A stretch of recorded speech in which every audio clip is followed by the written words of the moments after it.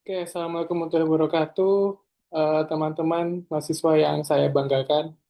Terima kasih sudah menantikan materi ini. Saya mohon maaf apabila terjadi keterlambatan dalam penyampaian saya, semata-mata karena kesibukan saya dan kesalahan saya, jadi saya mohon maaf. Namun, kita harus tetap belajar, dan untuk pertemuan ketujuh, ini adalah media sosial dan jurnalisme media sosial. Sangat menarik ketika kita membahas tentang materi ini karena kita sekarang berada di tengah-tengah hal tersebut, yaitu di tengah-tengah penggunaan media sosial dan jurnalisme media sosial. Bersama saya Adi Putranto, Prasetyo Wijaya Tunggali, kita mulai materi ketujuh untuk kelas Digital Journalism dari Program Studi Ilmu Komunikasi Universitas Gunadarma. Oke, teman-teman, em, fenomena ini dilatar belakangi dari bagaimana kecepatan informasi itu menjadi fluid ya, menjadi sangat memamah biak atau berkembang biak dari kehidupan sosial atau realitas. Kemudian kita mendapatkan satu kebiasaan yang berubah menjadi budaya, yaitu share. Share ini tidak lepas dari dalam tanda kutip kebiasaan ya, dimulai dari kebiasaan yang tadinya adalah keinginan menjadi sebuah kebutuhan. Bahkan ketika kita boleh bilang di periode-periode saat ini. Kemudian kita didukung oleh speed atau kecepatan ketika ingin kita sharing apa yang kita eh, inginkan untuk di-share gitu ya. Nah, platformnya banyak banget. Mungkin dari zaman era saya masih kuliah sampai hari ini semuanya berubah. Mungkin kita sebut ada Pinterest, ada YouTube, ada Facebook, kemudian ada Wikipedia, kemudian ada Google sebagai apa namanya satu search engine, dan kemudian banyak ragam dan macamnya, mau itu media sosial maupun media online atau media baru. Nah, kita mulai dari definisi media sosial. Saya ambil istilah dari Kaplan dan Heinlein tahun 2010 bahwa media sosial adalah sebuah kelompok aplikasi berbasis internet yang dibangun atas dasar ideologi dan teknologi Web 2.0 dan yang memungkinkan penciptaan dan pertukaran user-generated content atau kata kuncinya adalah user-generated content. Sehingga ketika adanya kemungkinan penciptaan dan pertukaran ini, media sosial termasuk teknologi berbasis web dan mobile, teman-teman. Tentu yang digunakan untuk mengaktifkan komunikasi ke dalam dialog interaktif. Nah, Kaplan dan Henley ini juga membagi klasifikasi jenis media sosial ya. Jadi karena adanya user generated content tadi itu atau pengguna konten, jadi kita bisa menghasilkan sebuah konten, maka Kaplan dan Henley ini membagi klasifikasi dan jenis media sosial. Yang pertama adalah collaborative project, contoh Wikipedia, kemudian blog dan microblog, contoh mungkin Twitter sekarang X ya, content community, YouTube, social networking sites yang paling terkenal, Facebook. Kemudian kita punya yang digandrungi oleh anak-anak zaman sekarang, virtual game world dan virtual social world. Jadi ada Second Life, ada Instagram, TikTok, kemudian ada World of Warcraft, ada Mobile Legends, ada Free Fire, dan sebagainya. Itulah media sosial yang diklasifikasi jenisnya oleh Kaplan dan Henley. Lanjut, em, pakar media sosial sepakat ya bahwa media sosial adalah tempat untuk memberi ya, sehingga hal tersebut menjadikan strategi utama gitu. Jadi logikanya adalah atau analoginya adalah memberi sama dengan manfaat untuk follower, seperti memberikan tips, kuis, informasi lucu, informasi aktual, atau sekedar renungan motivasi. Nah, disinilah muncul yang namanya strategi dan manajemen dari media sosial, bahwa semangat memberi dari user atau pengguna tadi itu menciptakan yang namanya customer engagement gitu ya. Bahkan dari konten-konten yang kita sedang nikmati saat ini, banyak sekali tips, kuis, dan informasi lucu yang beredar di beranda FYP kita. Oleh karenanya, kita harus memahami bahwa ketika analoginya adalah customer engagement dari kita memberi konten tadi itu, yang pertama adalah kita harus mendengarkan. Ya, mendengarkan adalah poin penting di proses komunikasi. Jadi listening dan research. Mendengarkan dalam menyimak percakapan atau tren topik tertentu atau informasi aktual yang sedang ramai diperbincangkan. Selain itu perlu juga riset mengenai karakteristik audiens dalam media sosial tertentu. Artinya, listening dan riset ini merupakan respon dari apa yang terjadi di realitas sosial, teman-teman. Di realitas sosial mungkin terjadi satu case antara case A, B, dan C itu berbeda-beda, dan penangkapannya pun berbeda-beda antar individu. Oleh karenanya, listening disarankan sangat harus dilakukan ketika strategi dan manajemen media sosial. Yang kedua adalah mapping. Mapping itu adalah pemetaan jenis dan karakter penggunanya, memetakan siapa saja audiens potensial yang akan mengunjungi akun media sosial kita. Mapping ini dilihat dari bagaimana konten kita terengage ke follower kita gitu ya. Maka kita bisa memetakan jenis dan karakter pengguna kita sebagai pemberi konten dan yang akan menikmati konten itu pasti memiliki dalam tanda kutip values gitu ya. Values dari konten tersebut, apakah informasi yang lucu, ataukah informasi yang berat, ataukah sebuah renungan. Nah, itulah lahirnya sebuah mapping dari pemetaan. Tujuannya adalah siapa saja sih audiens potensial yang akan mengunjungi gitu. Nah, disinilah letak dari listening dari set dan mapping ini adalah konsistensi, teman-teman. Konsistensi di mana ketika kita ingin membuat sebuah konten, maka yang perlu diperhatikan adalah listening dan research, mapping, dan konsisten kita dari dua hal tadi. Yang ketiga adalah semangatnya adalah memberi atau giving. The more you give, the more you get. Itu sebuah analogi yang bahkan di macam-macam tindakan nyata sosial seperti sedekah, infak, dan sebagainya sama saja. Berarti kita kan sedekah konten gitu ya.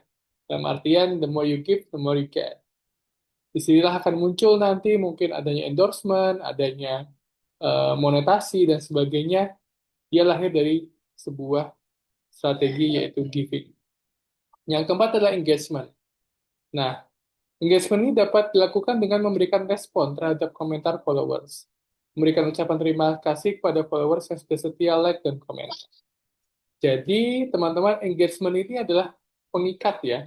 Ketika pengikat itu harusnya kita lebih aktif untuk melakukan yang namanya terkoneksi, terengage, gitu ya. Kita bisa membalas komen dan like secara bijak, kemudian secara baik dengan tata bahasa yang tidak menghakimi siapapun. Nah, disitulah nantinya akan ciptalah strategi engagement. Nah, yang kelima adalah update. Nah, update tadi ketika saya bilang di nomor satu dan nomor dua konsistensi, inilah yang menjembatani. Update itu terhubung dengan prinsip speed ya, atau cepat. Media sosial dipenuhi informasi yang memiliki arus yang sangat cepat. Ketika kita konsisten untuk updating, konsisten, maka yang terjadi adalah informasi tidak tertinggal dari kita, ya. Jadi kita dianggap sebagai orang yang penuh dengan konten dan peka terhadap isu-isu yang sedang berkembang. Yang keenam adalah rewards. Sesekali adakan reward bagi followers yang sudah loyal terhadap akun medsos kita. Ini seringkali dilakukan di akun-akun yang dia sudah dalam tanda kutip public figure di platform media-media sosial. Mereka biasanya memberikan giveaway berupa mungkin mohon maaf ya, pulsa atau dana, kemudian barang-barang pre-love dan sebagainya. Yang ketujuh, inilah yang harus disadari bahwa profil itu kita harus buat seringkas mungkin namun menggambarkan organisasi atau perusahaan. Nah, acap kali terjadi bias antara lebih besar mana seorang individu yang bermain media sosial dengan representasi perusahaan yang diwakilkannya. Jadi, teman-teman harus berhati-hati tentang hal ini. Maka harus profilnya dibuat seringkas mungkin agar bisa menggambarkan organisasi dan perusahaan. Nah, kemudian yang strategi yang kedelapan adalah widget. Widget ini adalah suatu tata letak ya teman-teman, tata letak yang menggambarkan kerapian dan juga dia bisa diakses dari platform atau di mirroring ke platform lainnya. Jadi jangan dilupakan. Kemudian don't know your followers itu tujuannya adalah agar media sosial adalah sharing, bukan gencar berpromosi. Jadi eh, ini yang sangat sering terjadi bias di sini. Biasanya ketika di storytelling kan, maka yang terjadi adalah storytelling dulu, habis itu ada promosi, tapi jangan terlalu too much. Makanya dikenal dengan julukan soft selling dalam media sosial. As-10 adalah stay humble. Media sosial itu sifatnya tetap akun pribadi, teman-teman, bukan bisnis gitu. Kita hanya memanfaatkan ketika si akun media itu menjadi akun atau profil bisnis.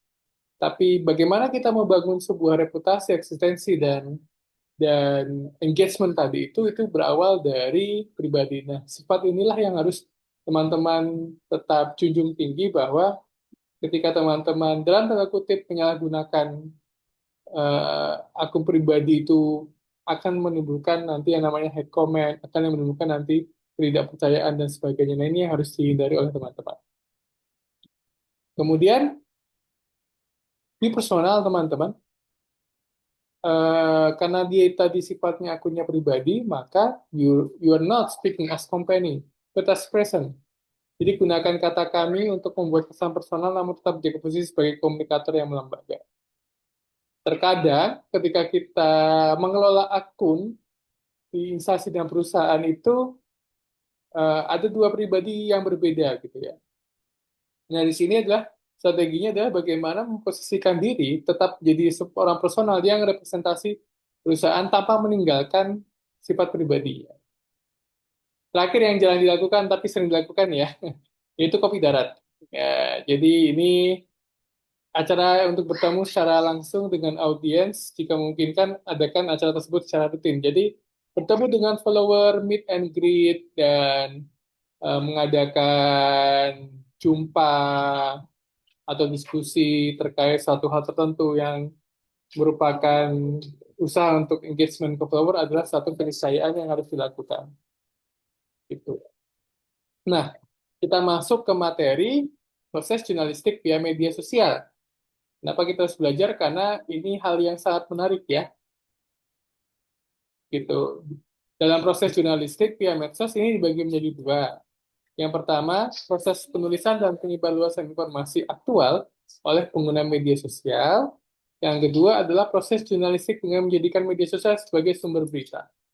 Jadi ketika dipersingkat atau disederhanakan bahwa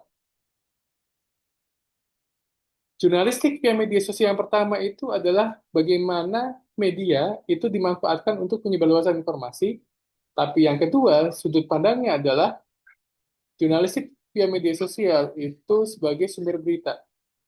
Jadi mengambil dan men-sharing gitu ya dari dua sisi itu. Nah, di sini lahirlah kemudian yang namanya cabang atau kebaruan atau adaptasi baru ya, kalau boleh saya bilang, itu jurnalistik online dan jurnalisme warga. Karena sifatnya yang 24 jam tanpa henti di media sosial, gitu, dipenuhi informasi, dan kemudian every hours-nya dia berganti, gitu. Bahkan informasi yang belum tayang di media konvensional seperti TV atau di media-media mainstream dan radio sekalipun, informasinya bisa saja lebih dulu update di media sosial ya. Banyak lembaga pemerintah juga apa namanya mengadakan itu. Biasanya kalau yang sering terjadi ketika saya lihat mau itu berapa generasi adalah info bencana ya dari BMKG di X atau di Twitter itu ketika ada gempa mereka langsung lihat Twitter gitu ya atau X. Nah, inilah fenomena seringkali bahwa media konvensional atau media lama menjadikan media sosial sebagai rujukan dalam pembuatan beritanya. Tuh. Kebalik, dulu media mainstream itu apa namanya? Media-media utama itu jadi sumber atau eh, salah satu apa rujukan pemberitaan yang tervalidasi. Tapi sekarang justru rujukan itu diambil dari media-media downstream atau media-media bawah ya, yang diambil dari media sosial atau media baru. Makanya lahirlah apa namanya sebutan yaitu jurnalistik online atau jurnalisme warga atau citizen journalism. Nah, menariknya teman-teman, ketika mau membahas tentang citizen journalism, ada teknik reportase online. Gitu. Jadi para wartawan media online kerap menelusuri akun-akun media sosial untuk mencari sesuatu yang memiliki value news atau nilai berita gitu. Jadi kita sering membaca berita di media online sosial postingan orang biasa hingga public figure atau kehebohan netizen tentang suatu masalah atau peristiwa. Itu. Nah, ya. Nah, kalau ketika kita lihat beritanya pasti dari judul dia ada clickbait ya atau menggunakan kata-kata yang memancing seperti kata heboh, seperti kata bagus, seperti kata Makasih ya. apa namanya sesuatu yang dia sensasional seperti itu ya. Nah, kemudian apa namanya ketika kita juga eh, mix dari news media, gitu ya, kita juga harus sadar bahwa warga itu berperan sebagai publisher dalam konteks citizen journalism, sehingga warga tidak perlu menunggu publikasi dari wartawan lagi. Jadi paling update-nya itu justru dari warga atau citizen journalism. Itu mixed news media. Nah, mixed news media ini didengungkan oleh Wisconsin Madison. Jadi saat ini kita justru moving forward atau bergerak maju gitu ya, bahwa media berita warga dan jurnalis profesional itu melalui platform berbagi melalui platform media. Jadi sama-sama berkendara di salah satu platform media. Nah, ketika warga ditempatkan sebagai peranan publisher, warga tidak perlu menunggu publikasi wartawan lagi, gitu ya. Bukan cepat-cepatan, tapi updating itu nanti terkonfirmasi, terkonfirmasi, terkonfirmasi. Justru media konvensional seringkali mengutip postingan netizen. Media konvensional hanya tinggal verifikasi, menambah informasi, dan mengolah kembali berita yang didapat dari postingan warga. Jadi acap kali dari warga itu mungkin ada informasi yang belum tervalidasi, ada informasi yang harus dikonfirmasi. Maka itulah yang sedang dikejar oleh wartawan untuk saling melengkapi. Namanya juga mixed news media. Wisconsin Madison. Jadi media berita warga dan jurnalis profesional itu sharing dari berbagai platform berita. Nah, karakteristik media sosial ini saya mulai contohnya yang mungkin bisa diterima oleh generasi saya dan generasi teman-teman. Facebook, dia pergaulan sesuai dengan tagline, kemudian update sehari setelah sesuaikan dengan waktu emas, kemudian sesuai dengan brand personality, segmented adanya fan page di Facebook ya. Kemudian ada unsur loyalty management. Karena adanya fanpage, otomatis yang masuk di dalam itu adalah konsumen setia. Dan ini ketika dia berubah jadi metaverse, mungkin lebih lebih ya, lebih-lebih eh, si penikmat setia itu atau fanpage itu ada di berbagai platform di dunia meta. Gitu.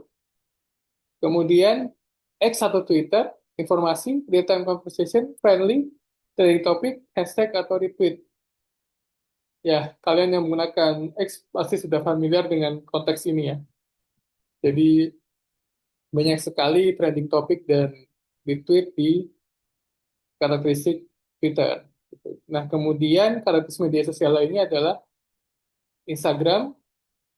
Ini yang termasuk keluarga Meta tadi ya. Ada visual foto, video, dan feed.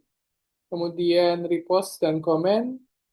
Kemudian ada link di bio dan dapat melihat statistik atau insight dari Instagram.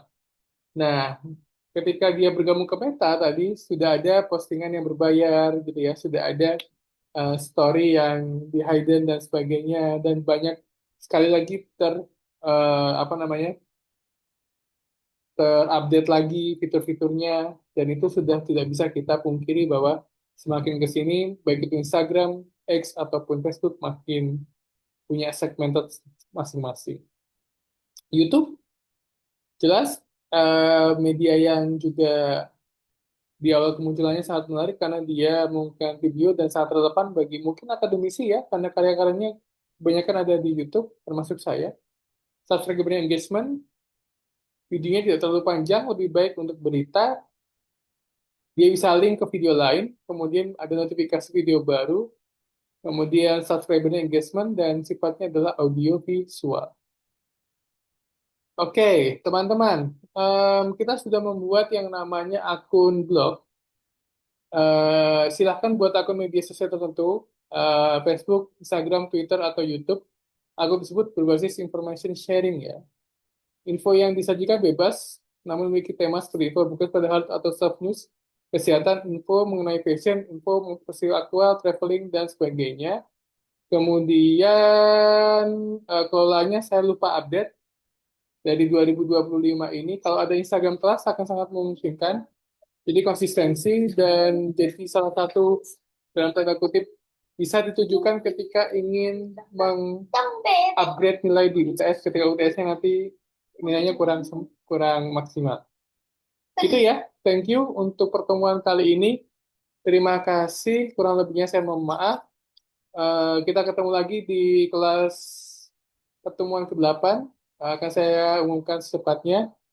Untuk penugasan, itu nanti sifatnya adalah bagaimana kalian membuat Instagram kelas dan karya kalian yang sudah masuk di blog itu kemudian di sharing ke Instagram atau di copy ke Instagram dengan visual dan copywriting yang berbeda atau caption yang berbeda gitu. Intinya itu seperti itu sederhananya. Dan itu dilakukan tidak dalam waktu dekat ini, tapi batasnya adalah setelah UTS berakhir, sehingga nanti bisa mengkatrol nilai teman-teman yang kurang sempurna di UTS. Thank you teman-teman. Kurang lebihnya saya maaf. Saya akhiri. Assalamualaikum warahmatullahi wabarakatuh.